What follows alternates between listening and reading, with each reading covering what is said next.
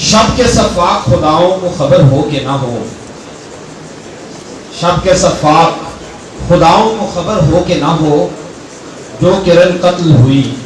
شعلہ خورشید پر۔ مسلم students organization اور کے تمام رہنما کارکنان، رانا ذیشان صاحب، محسن خان عباسی صاحب، نابغہ روزگار نوجوان رہنما سردار مظہر صاحب اور ان کی تمام ٹیم، آپ لوگوں کو میں سلام پیش کرتا ہوں کہ پاکستانیت کے حوالے سے آپ کے پورے 100 نمبر ہیں، اور آپ نے ہمیشہ ہر اس موضوع پر جو اللہ اور اس کے رسول صلی اللہ علیہ وسلم کے دین اور پھر پاکستان جو کہ دین اسلام کا قلعہ ہے، اس کے لیے جو بھی اہم موضوع رہا ہے، آپ نے اس کے لیے ایک محفل کا اہتمام کیا ہے۔ اور وہ بالکل پنڈال کے پیچھے جو ایک بینر لگا ہوا ہے کہ ملا اور مسٹر کی تفریق کو ختم کرنا، مجھے تو نہیں معلوم کہ میں ملا ہوں یا مسٹر، کیونکہ اندر سے ملا باہر سے مسٹر ہوں، لیکن اس تفریق کو بظاہر ختم کرنے میں مسلم اسٹوڈنٹس آرگنائزیشن حقیقتاً سلام کی حقدار ہے۔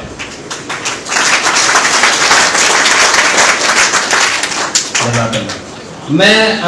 اپنے حساب کتاب کے مطابق مجھے یہ لگتا ہے کہ میں اس کے بعد 5 منٹ لوں گا آپ کے، 6 منٹ میں مجھے کہنا نہیں پڑے گا، میں کوشش کروں گا کہ چلا جاؤں۔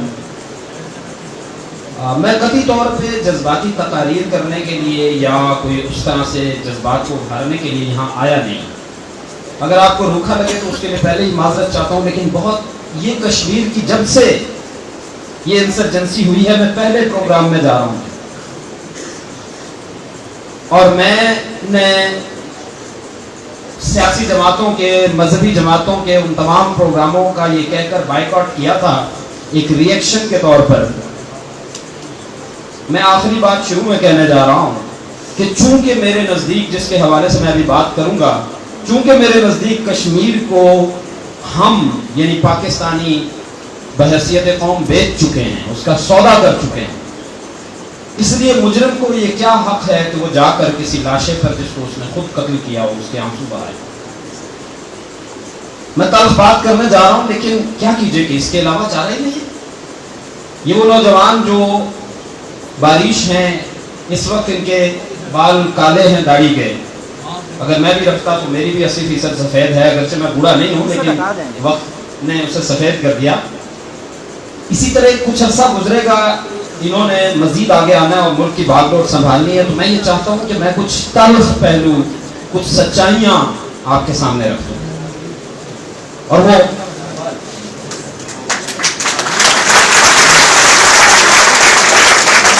علی محمد خان صاحب کو مسلم اسٹوڈنٹس آرگنائزیشن کے بہاف پر میں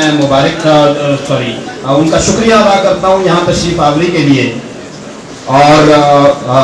اگر اجازت ہو تو میں اپنی بات چیت کو جاری رکھ سکتا ہوں جی منتظمین سے، اور علی خان صاحب جی بارش کی کافی زیادہ تھی اور عمران خان صاحب کا آپ کا پروگرام تھا اور اسے چلنے میں دیر ہو گئی، اس لیے معذرت۔ چلیے، میں تو علی محمد خان صاحب ایک مجاہد آدمی ہیں، میں بارش والا ان کی اجازت سے حذف کر دیتا ہوں، بارش سے یہ ڈرنے والے نہیں ہیں، لیکن بہرحال عمران خان صاحب کا پروگرام ان کے لیے اہمیت رکھتا ہے۔ میں بات کو، اب میرے پاس میرے ہاتھ سے 4 منٹ باقی رہ گئے ہیں، اس میں کچھ باتیں، اور مجھے دوبارہ یہ بات کہنی پڑے گی کہ میں چونکہ تلخ باتیں کرنے جا رہا ہوں، اس لیے میری گزارش ہے، پیشگی معذرت ہے، برداشت رکھنے کے لیے۔ حضور، آپ نے، میں پاکستانی پاور کوریڈور سے مخاطب ہوں، میں پاکستان کے پاور کوریڈور سے مخاطب ہوں کہ آپ نے اہلیان کشمیر کے ساتھ ناانصافی کا آغاز آج سے نہیں کیا، یہ آپ نے تب سے کیا تھا جب آپ اشتراکیت کی مزاحمت میں ایوب خان کے دور میں آپ نے امریکہ سے ہاتھ ملا کر ریجنل انسٹیبلٹی کی بنیاد رکھی تھی، انڈیجنس ایشین انسٹیبلٹی کی بنیاد رکھی تھی، اور نتیجتاً آج تک یہ ریجن ہمارا ساتھ نہیں دے رہا ہے کشمیر کے معاملے میں، یہ وہ گرج ہے جو آج تک ہمارے ساتھ چلتی آ رہی ہے۔ پہلا تھا۔ دوسری بات میں عرض کر دوں, آپ نے افغان جہاد جس کو آج ہماری لیڈرشپ عمران خان صاحب انٹرنیشنل فورم پر جا کر کہتے ہیں کہ وہ ایک تاریخی غلطی تھی جب ہم نے نرچر کیا تھا اس جہاد کو, اس جہاد کے عوض بھی آپ نے کشمیر نہیں لیا ہے انٹرنیشنل طاقتوں سے, آپ نے دوسری زیادتی کی. رچرڈ آرمٹیج کہتے ہیں کہ ہم نے جب پاکستان کو 9/11 کے 9/11 کے حادثے کے بعد اپنی شرائط پیش کی تو ہماری توقع تھی کہ 20% یا 10% چیزیں لاجسٹک سپورٹ کے لیے ناٹو کے لیے یہ قبول فرما لیں گے. انہوں نے 100% قبول فرما کر لیٹ گئے, لیکن کشمیر حاصل نہیں کیا. اس کے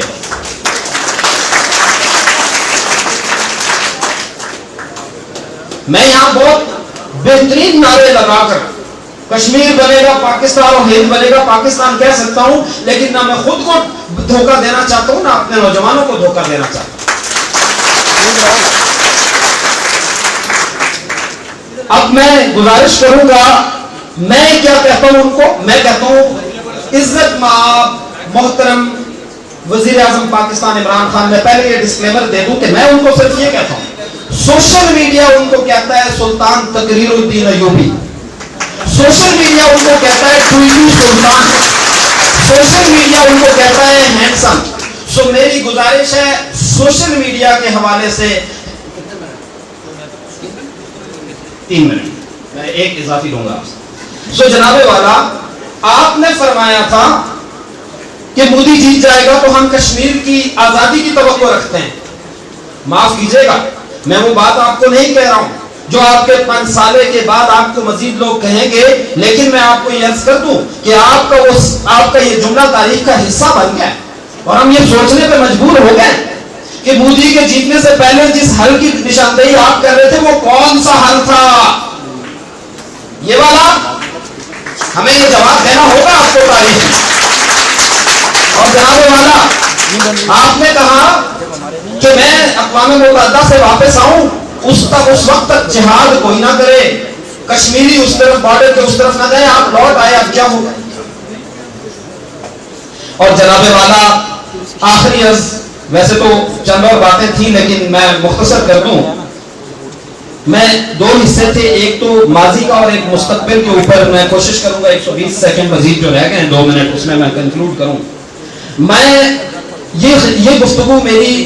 بالخصوص ہمارے بہت ہی قابل احترام اور عزت مآب علی خان صاحب سے, یہ نہیں حکومت کے نمائندے سے, بات علی خان صاحب کی نہیں ہے, بات تو سرکاری نمائندے کی, اور باقی میری عامت المسلمین سے یہ بات ہے